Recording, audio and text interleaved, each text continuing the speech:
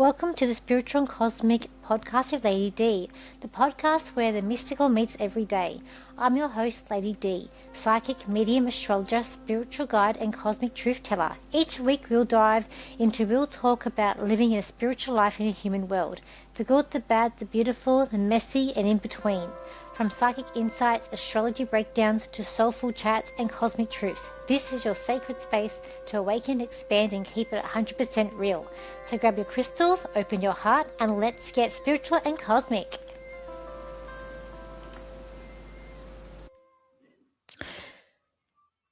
Have you ever wondered what really happens in the moments when your soul passes? Welcome back to Spiritual and Cosmic with Lady D.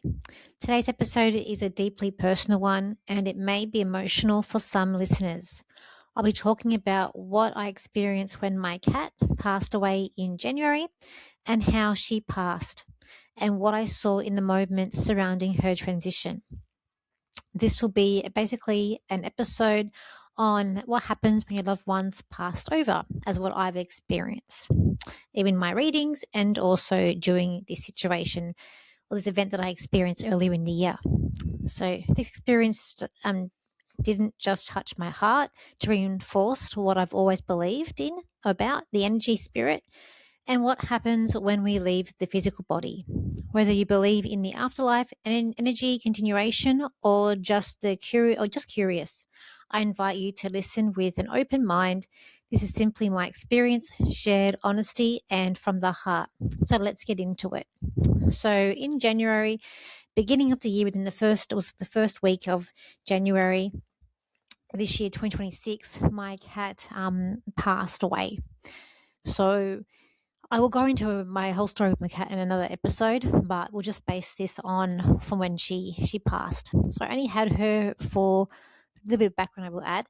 I have had her for about 4 years. So in 2022, she lived up the road from me, and her owner that she had to go into a nursing home because she had developed the it's Hodgkin, the disease where you can't, I've forgotten the name, but I think it's that, but basically where you can't control your movements. And so there was the next door neighbors, they wanted to take in the cat, but they couldn't because they already had a dog and a bird, and they travel a lot. And the cat would always sort of see me, it was kind of attached to me. So no one else could really take the cat in. So I decided to. She was a big cat. She was half Maine Coon. Anyway, so she was like a cat that not like any other cat that I had. She had some quirky things. I'm pretty convinced that she was a Gemini. Anyway, so the night that she passed, around 6:30, I had noticed that she was walking a little bit funny. And then just to sort of check her out, because she came to me and bowed her head, and I patted her, and I thought I'll go and get a treat so I can see how she moves and how she walks. And sort of just. And I did that, got up, and I got a treat for her, and she was walking fine, so I forgot about it. I thought, oh, okay. And then it was a hot day as well. So fast forward later that night. So when we were going to bed, I told her we're going to bed now, like I would every night. And on my bed, this is close to midnight, she all of a sudden she just couldn't move her back legs, and she was using her front feet to move herself around. We had to take her to an emergency vet in Homebush, and it was a long wait. And basically, the vet was very annoying. I just wanted to hit him. I was already upset and crying. So because I am intuitive, when it comes to health, if I start getting really emotional and I start to cry, I kind of know that it's going to be not great. It's going to be bad news. It's just something that happens with me. I get really emotional, and with her, I just couldn't stop crying. So I knew it was going to be bad. And with the vet, he was saying what possibly it could be, and going through all these different things. It was very annoying. He would just come out and say, whatever, we've got a blood test done. And he was like, oh, we think that it's a blood clot. And he was going over these things like, values of money, like $2,000 here and $2,500 there. And And I remember at one point I was just like, do I put her down or not? Like, tell me, what do I have to do? Anyway, I had to make the difficult decision to put her down. It wasn't a decision I made lightly. Even now to this day, I feel like I let her down and I feel kind of guilty about it. But anyway, so when the time came, and even now I get emotional now about it with her. So they got it when they brought her into the room, and I mean, she looked healthy.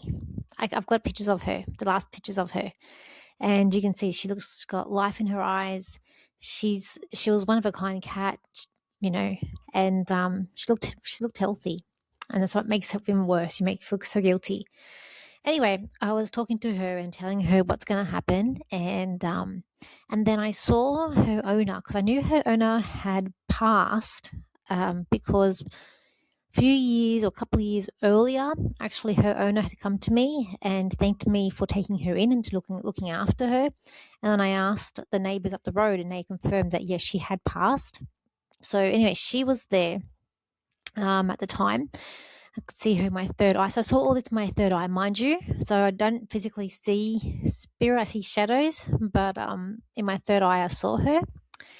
And she just said to me that she will take care of her, and that she was waiting for her as well. And there were other animals there waiting for her. I could see my other cats had passed over, especially the black cat that knew her when I got her, and they were all there waiting for her. And it was also I always call it the angel of death. So there's an angel that come and greet you when you pass as well. So I was telling my cat basically that I call her Kitty Cat. Her name was actually Rhonda, but she never responded to Rhonda. So I called her Kitty Cat because that's what she responded to. But basically, I told her that it's okay, that your owner, like she's here and you're going to see her and she's going to look after you. And I'm saying to her all this stuff while I'm bawling my eyes out and I'm crying. And, she's just looking at me, and I was hugging her and patting her. And, when they gave her the injection to put her to sleep, to pass, you instantly just saw that the lifeness from her had just gone. You just, when the soul leaves the body, it just looks like a shell, and it just reinforms that it's just energy. When your body is just a physical form, and once you pass, that's basically what it is. It's just a shell, or maybe I call it a host, but it's a shell. And it looks like that. It looks hollow. You can tell there's no life there. And then I could see in my third eye, it was like all of a sudden I could see her with the lady, her previous owner. She was holding her, and with all the other cats that I had. And then she actually did say to me that it was okay. The cat said to me, it's okay that she doesn't blame me, and like she forgave me. They didn't blame me, and that it was all good. And that she understood what was happening, and and then the lady was thanking me again. And that's basically what I had witnessed. And then when I left, even in the car, she was in the car holding the cat and telling me that the cat should look after the cat. A few days after that, actually, I saw her again with the cat, and she said that the cat doesn't want to stay with her. The cat wants to stay with me, and that I'm the best owner the cat had. So, yeah, and even now to this day, I see her around, and I do hear her, and it's funny. There's that sense. So that's what I witnessed, and even if it doesn't matter if you're human or animal, spirit is spirit. It's all the same thing. So if you can connect to a loved one, a person, you can connect to an animal, because it's the same. There's no different. And that's what I basically experienced. It just reinforces, what I see in readings and how I'm shown. I often, if a loved one comes through and I said that they're waiting for the, that person or whatever, they'll show me, it's like they're sitting on a bus, but they'll show me a seat beside them saying, look, I'm waiting for that person. So the owner was waiting for that cat. Even a while ago I saw the neighbours up the road, and they said to me again, I said, we would have that cat if we didn't have our dog and our bird, we would have taken her in, because they were also very upset by the cat's passing. So even when people pass, even at their funeral, we will turn up at their funeral. We recently went to a funeral. My friend's um, my friend's family member passed, and he was there, and he was bantering with me, sorry, and talking to me, and it's just funny. I shouldn't say I enjoy going to funerals, but I always like to see what I can see in terms of spirit. And you see different things whether you're going to a chapel or to a church. I find the experience is very different in the service and what I can see spiritually. I can see more, and if it's in a chapel, I find I see more than in churches.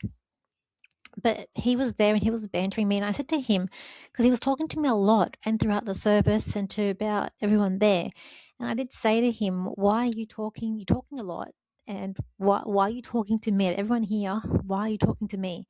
And he said that because out of everyone that was there, he knew that I could hear him and that I was open to hearing him, and he could communicate with me basically.